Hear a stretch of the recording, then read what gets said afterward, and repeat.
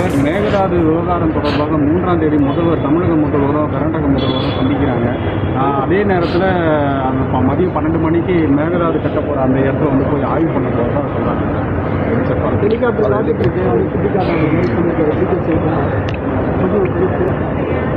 இது என்ன அதிகாரப்பூர்வம் வந்திருக்காது? ஆமாங்க சார், 3ஆம் தேதி போகிறாங்க அப்படின்னு சொல்லி.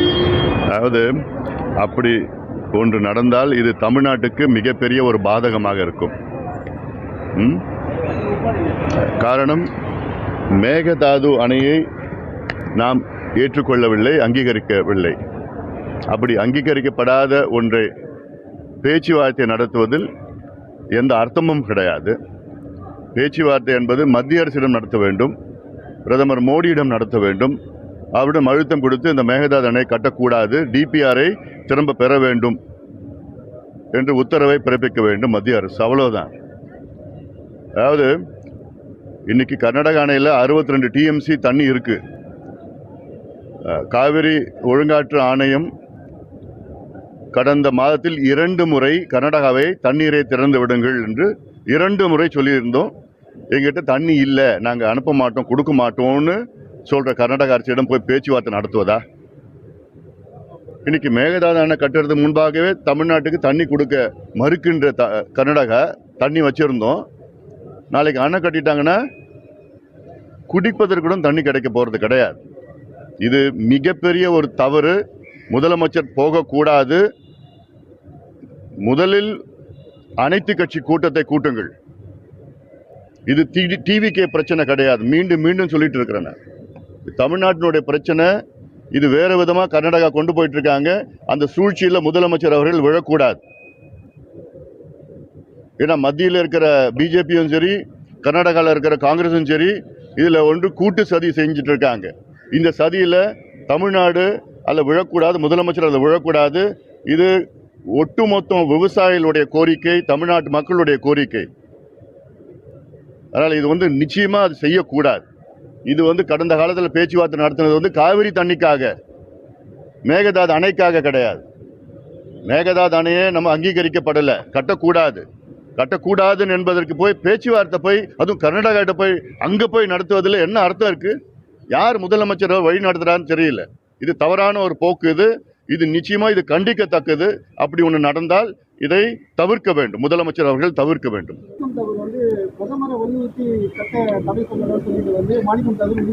நிச்சயமா நாங்க தான் சொல்லிட்டு வரோம். எங்களுக்கு முதலமைச்சர், தமிழ்நாட்டின் முதலமைச்சரை எங்களெல்லாம் அழைச்சிட்டு போட்டோம் பிரதமர் கிட்ட. நாங்க வர தயாரா இருக்கிறோம். பிரதமர்கிட்ட நாங்கள் வலியுறுத்த தயாரா இருக்கிறோம். இதே மாணிக்கம் தாக்கூர் அவங்களுடைய தலைவர் ராகுல் காந்தியிட சொல்ல அவருக்கு தைரியம் இருக்கா?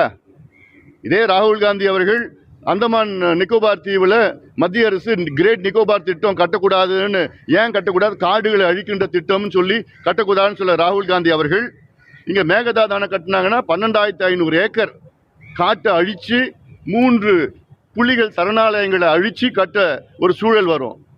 ராகுல் காந்திக்கு சொல்றதுக்கு தைரியம் இருக்கா? கட்டக்கூடாதுன்னு சொல்லுவாரா? ஆகஸ்ட் மாதம் 1ஆம் தேதி வர்றாரு, சொல்லுவாரா அவரு? மேகதாது அணை கட்டக்கூடாது, தமிழ்நாட்டுக்கு எதிரானது, சட்டத்திற்கு எதிரானது, ஒப்பந்தத்துக்கு எதிரானது, வன சட்டத்துக்கு எதிரானது, காடுகளுக்கு எதிரானது, சுற்றுச்சூழலுக்கு எதிரானது, விவசாயத்திற்கு எதிரானதுன்னு சொல்லுவாரா? இவங்க இல்லை மாணிக்கம் தாக்கூர் சொல்றதுக்கு தைரியம் இருக்கா? பேசுறது எப்படி வேணா பேசலாம். இல்ல மரியாதைக்குரிய ராகுல் காந்தி அவர்கள் ஒரே ஒரு வரி சொல்லட்டும்.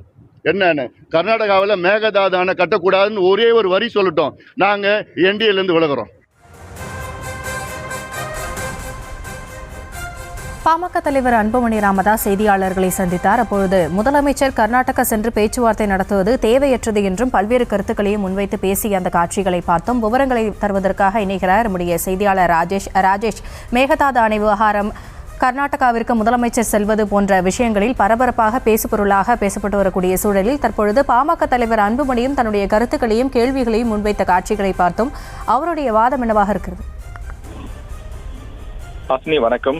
தற்போது பாமக தலைவர் அன்புமணி விமான நிலையத்திலே செய்தியாளர்களை சந்தித்து பல்வேறு கருத்துக்களை தெரிவித்திருக்கிறார். அதில் மேகதாது விவகாரத்தில் பாஜகவும் காங்கிரசும் சேர்ந்து கொண்டு கூட்டு சதி செய்கிறார்கள் என்று அவர் குறிப்பிட்டிருக்கிறார். இந்த சதி வலையில் தமிழக முதலமைச்சர் விஜய் சிக்கிவிடக் கூடாது எனவும் அவர் எச்சரித்து அவர் தன்னுடைய பேச்சிலே தெரிவித்திருக்கிறார். மேகதாதுவில் அணை கட்டக்கூடாது என்று ராகுல் காந்தி அழுத்தம் தர வேண்டும் என்றும் அவர் கோரிக்கை வைத்திருக்கிறார். அதற்கு தைரியம் இருக்கிறதா என்றும் அவர் கேள்வி எழுப்பியிருக்கிறார். அந்தமானில் காடுகளை அழிக்கக்கூடாது என்று ராகுல் காந்தி கூறுகிறார். அதே போல மேகதாதுவில் காடுகளை அழிக்கக்கூடாது என்று தமிழ்நாட்டிற்கு ஆதரவாக ராகுல் காந்தி பேச முடியுமா?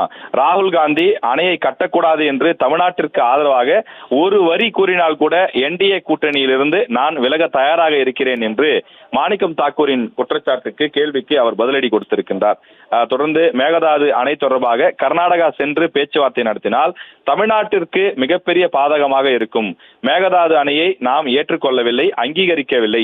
அங்கீகரிக்கப்படாத ஒன்று குறித்து பேச்சுவார்த்தை நடத்துவதற்காக நம்முடைய முதலமைச்சர் ஏன் கர்நாடகா செல்ல வேண்டும்? முதலமைச்சரை யாரோ தவறாக வழி நடத்துகிறார்கள் என்றும் அன்புமணி காட்டமாக தெரிவித்திருக்கிறார். நாம் பேச்சுவார்த்தை நடத்த வேண்டியது கர்நாடக அரசிடம் கிடையாது, தமிழ்நாடு அரசு பேச்சுவார்த்தை நடத்த வேண்டியது மத்திய அரசிடம்தான் என்றும் அவர் குறிப்பிட்டிருக்கிறார்.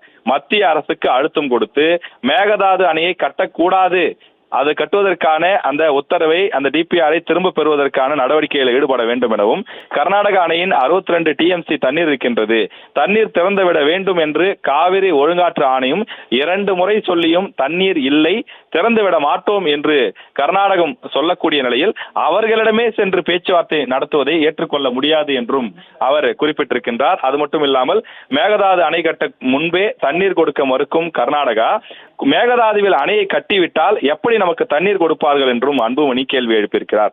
ஏற்கனவே குடிக்க மட்டும்தான் தண்ணீர் இருக்கின்றது என்று தவறான கருத்துக்களை கர்நாடக முதலமைச்சர் தெரிவித்து வருகிறார் என்றும், மிகப்பெரிய தவறை நம்முடைய மாநில முதலமைச்சர் செய்துவிடக் கூடாது, கர்நாடகாவிற்கு பேச்சுவார்த்தை செய்வதற்காக நம்முடைய முதலமைச்சர் ஜோசப் விஜய் கர்நாடகா செல்லக்கூடாது எனவும் அவர் குறிப்பிட்டிருக்கிறார்.